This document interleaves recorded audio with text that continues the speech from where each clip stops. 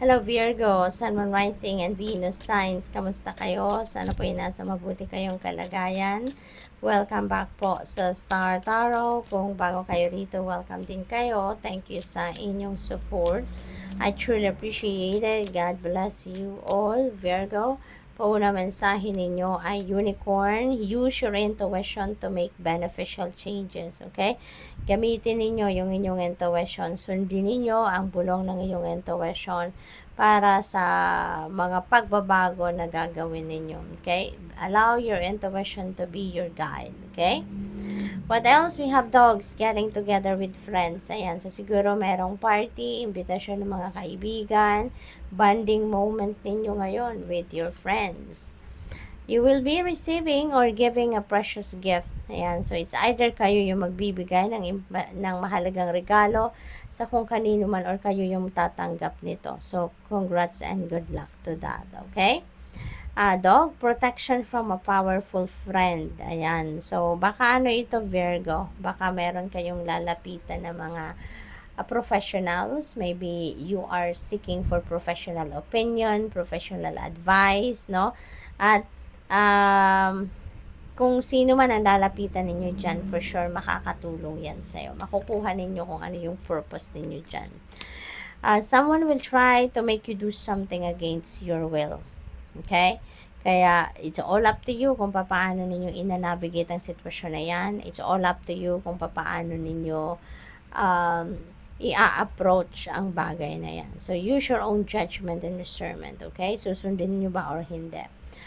We have tortoise, slowly but surely getting ahead. Ayan, mabagal man ang usad na kung ano man ang balak ninyong gawan dito. At least, feeling ko, pinoproteksyonan nyo lang ang sarili nyo dito. No? Kaya mabagal ang usad, mabagal ang paggalaw ninyo dito because you're making sure na every step na gagawin ninyo rito is pinag-isipan ninyong mabuti, you are moving cautiously. Ang mahalaga, you're getting ahead, no? Hindi pa balik, kundi pa forward talaga ang galaw ninyo.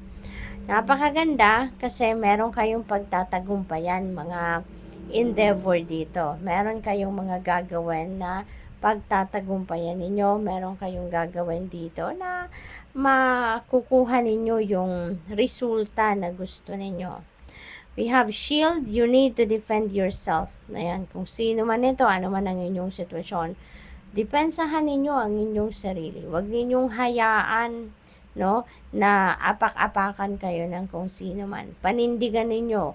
As long as alam ninyo na nasa rason kayo, nasa tamang posisyon kayo, then defend yourself. Okay? What else? We have grapes. Time to go out and have fun. Yan.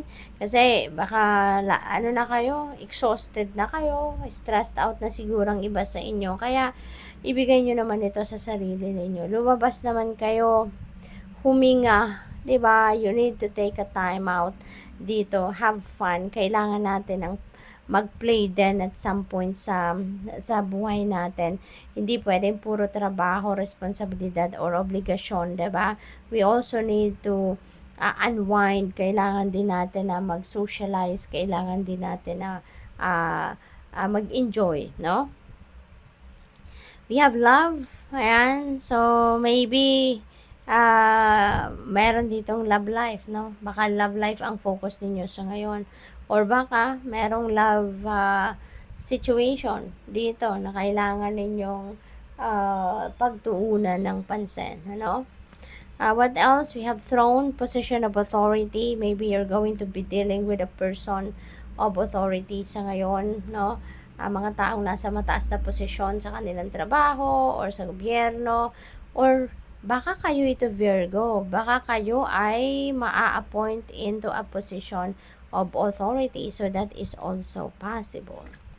We have peacock. Ayan, beware of great pride, okay? Beware of great pride. Kasi alam naman nating lahat na hindi nakakatulong ang pride, no? Bagkus, sa isang relationship, parang ana yan, no? Yan ang kumakain ng pundasyon ng kahit anumang klaseng relationship. Kaya as much as possible, iwasan ninyo yan. Dahil yan ang gigiba, no, sa pundasyon na tinayo ninyo. What else? We have Dolphin, financial gain. Ayan, usually coming from something you did in the past. Ayan, so meron ditong financial gain na parating, may perang paparating sa inyo. So, let's claim it. Baka ito ay return of investment. Baka meron din ditong ginawaan kayo ng good deeds, kind deeds in the past, at maaaring yung taong ito ay magpapasalamat sa'yo sa ngayon in the form of money. We have Camel, persevere and you will overcome problems. Ayan. Wala naman talaga kasing problema na hindi natin napagtatagumpayan. Walang problema na binibigay sa atin ng universe na hindi natin kayang solusyonan. Kaya kung ano man ang problema, no? Kung ano man ang problema ang meron kayo, pagsikapan nyo lang, magtiyaga lang kayo, pasasan ba at mapagtatagumpayan ninyo yan. Okay?